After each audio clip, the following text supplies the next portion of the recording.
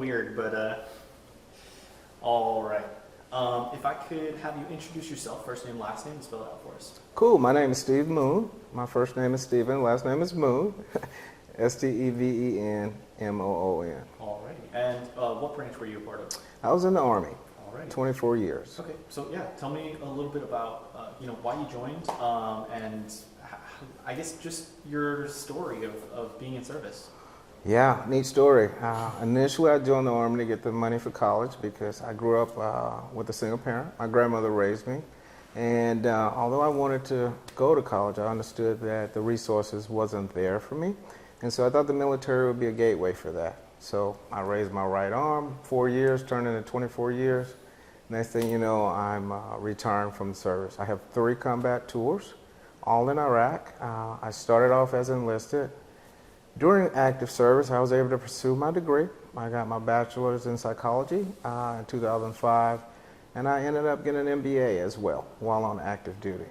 And so I was able to accomplish my goals while on active duty, and there are no regrets whatsoever about serving 24 years as opposed to the initial goal of 4. I think that PTSD is something that many veterans struggle with, myself included. Part of my journey in this phase of my life, post-military, has been to understand better what my purpose is, right? And so in the Army, I had this purpose of being a leader, a follower, a supporter.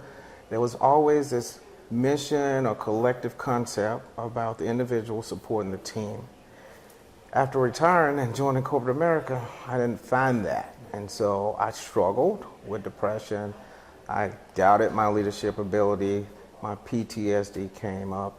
And so I think that understanding PTSD is something that I want to fully endorse. That journey that I talked about, finding my purpose, throughout that struggle after my military career, after spending 3 or 4 years in corporate America, I decided to go back to school and get a second degree, a second master's, and I became a counselor. So I'm here so that I can learn better about PTSD, not only for myself, but so I can be a better service to the clients that I see.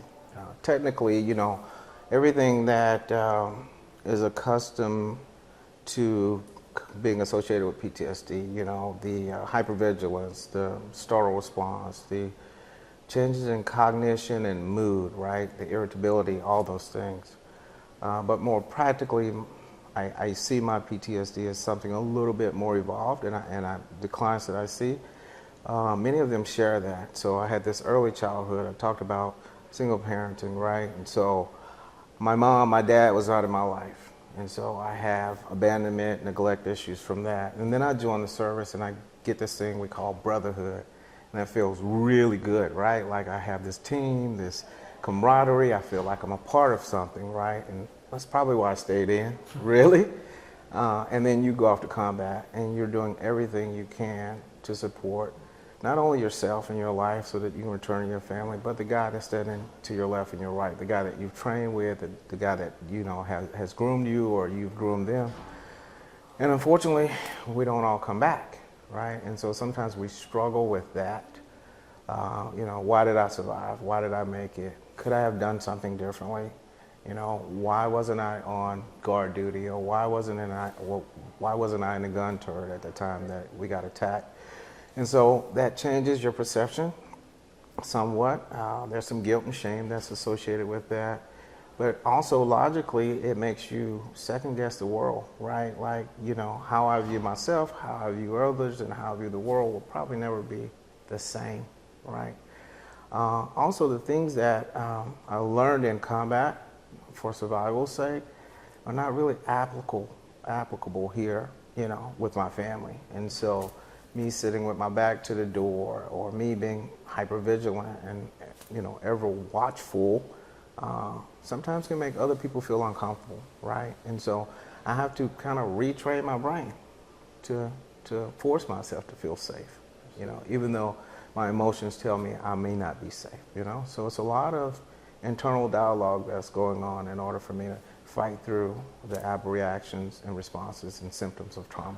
Okay, tell me a little bit about what that sort of retraining has been like. What have you specifically done for sort of supporting yourself in unlearning those instincts? Yeah. That's a good question, and my gut says, to be honest here, I started off as an enlisted member, and even after my second deployment, I experienced some symptoms, but I was aware that I couldn't report that. Otherwise, I may be viewed as, different or weak.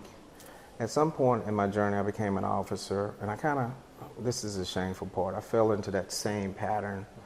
And so eventually, though, I landed with a counselor that really understood PTSD from a framework that helped me understand it and be okay with it. And I thought from that moment, had I not landed with that counselor for those 6 months, that I probably would have struggled for much longer. And so a part of my transition from active duty to corporate America to owning my own practice was, how can I be that voice, right? How can I help other brothers like me to not feel weak? How can I help other people that may be experiencing some of the similar things that I'm experiencing? How can I do more, right? I want to take on this fight. And so part of my journey has been to understand that I can do something about this. I can join the team against PTSD and help other brothers get through their struggles. I am a general therapist, but my preferred population, my ideal population, is a veteran community. So family members, service members, active duty, but majority of my population are military affiliated in some way. Okay, so tell me a little bit about that. How has that practice been going for you, and what's been your experience so far? It's been amazing, and it's a part of the journey. My daughter, who is a licensed psychologist, is a part of that team. My son, who has a business financing degree, he's a part of that team. He does our bookkeeping. And so that part of the journey is about changing the cycle. For me personally, it's like I'm a first generation college grad, didn't have a lot of business owners in my family, and so I thought I want to give my grandkids and great grandkids opportunities that I may not have had, or experiences that I may not have been exposed to. And so what better way of me doing that than also starting a business and operating a business? Absolutely. It's been extremely rewarding. I mean, to have veterans say, you know what, Steve, I pulled you up on Psychology Day and I saw that you were a veteran and you were a combat veteran, and that made me say, I want to sit with this guy. Extremely rewarding. My hope, going back through the process, that I would be able to connect with people in a way, because I know when I was going through the process of seeking counseling, I often felt like the person sitting across from me couldn't understand, right? Even though they were highly educated, very professional, something innate in me told me, well, maybe they don't get it, And so I know that's a stigma, right? But if a veteran connects with me and says he may get it, then that opens the door for him to be able to receive some help. Absolutely.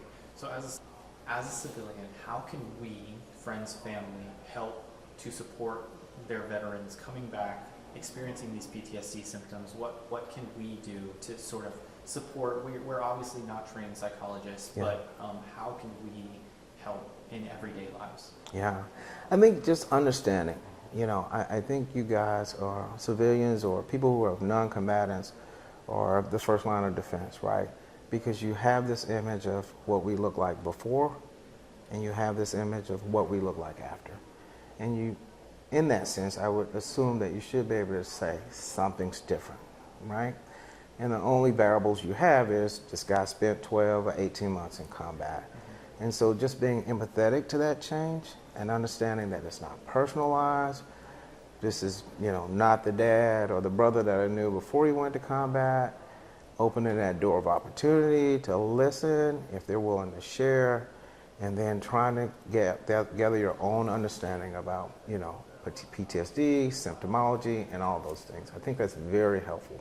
What can society as a whole do to help break the stigma of PTSD being viewed as sort of weak and just not something that makes you strong, and how can we help to break that stigma?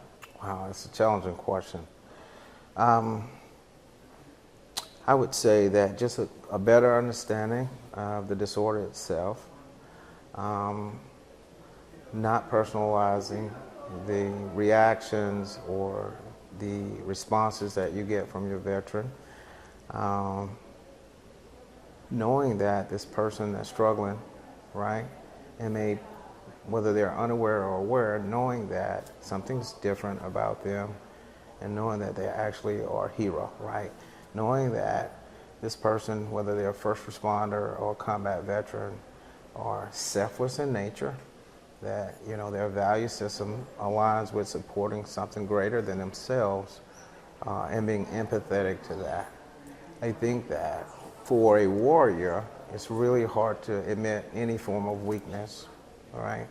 But I think with that support of the family, it makes it a little bit easier for them to say, okay, I do want to be better. If not for me, for my family. Absolutely. Hope that answers that question. Yeah, absolutely. That was all the questions that I have for you. Is there anything else that you would like to include that maybe I didn't touch on, just surrounding your topic? I think this is a great conference, right? It's a great opportunity for clinicians, people who are, maybe junior or not have a lot of knowledge about PTSD. It's a great baseline for people to get in and understand the groundworks of cutting edge research that's been done so that we can take this journey further. Absolutely. All right. Perfect.